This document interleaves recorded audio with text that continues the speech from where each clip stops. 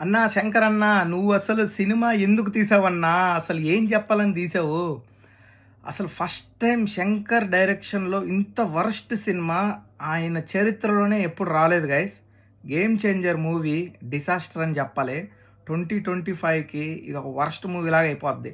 అసలు మూవీ ఎందుకు స్టార్ట్ అవుతదో, ఎందుకు ఎండ్ అవుతదో, అసలు మూవీలో ఏం చెప్పాలనుకున్నారో, అసలు ఒక ఎంటర్‌టైన్‌మెంట్ అనేది గూడా ఉండదనమాట. చూసే కొద్దీ బోర్ కొట్టేస్తది. 'శంకర్' నుంచి ఇలాంటి మూవీ అయితే నేను ఎక్స్‌పెక్ట్ చేయలేదు. చాలా ఈగర్‌గా వెయిట్ చేశాను 'గేమ్ చేంజర్' ఎప్పుడొస్తదో చూడాలని.